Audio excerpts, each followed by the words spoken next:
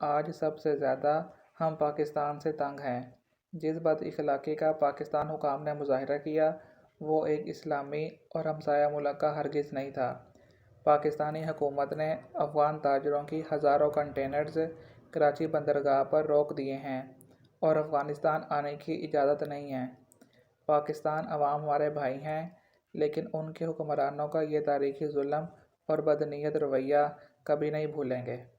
जब मैंने अंकल को ये तहरीर भेजी, यानी जिसमें अफ़गान तालिबान पाकिस्तानी हुकाम से शिकवा कर रहे हैं, अपनी नाराज़गी का इज़हार कर रहे हैं, तो फिर उसके बाद मैंने अंकल को मज़ीद कहा कि अंकल, उस दिन जब मेरी आपसे बात हो रही थी ना, तो मैंने आपसे जिक्र किया था, तो उस हवाले से मैंने ये आपको पोस्ट भेजी है, आप ये पढ़ना।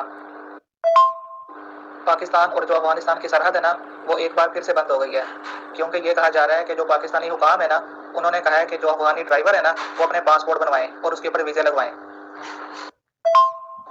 मैं भी चाहता हूँ कि जो अफगानी है ना, वो अपने मुल्क चले जाएं, लेकिन इस मसले को मशवरे और सब्र के साथ हल करना चाहिए। लेकिन जैसे ये एक तरफा तौर पर भेज रहे हैं, जल्दी जल्दी भेज रहे हैं, ये गलत है। और अब इन्होंने कह दिया है कि जी वो पासपोर्ट बनवाएं। तो पिछले 75 साल से तो कभी हमने उनको ऐसा नहीं कहा था। ये सब बातें अचानक क्यों आ रही हैं, मुझे बताएं ना।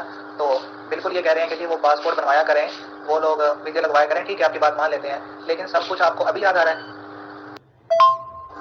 अंकल, ये तो फिर खुल्लम खुल्ला ना पंगा लेने वाली बात है, लड़ाई करने वाली बात है, सीधी सी बात है। तो फिर आगे से जब उनका रद्द अमल आएगा ना, फिर हमें उनसे शिकवा नहीं करना चाहिए। फिर आप ये बात रखें याद।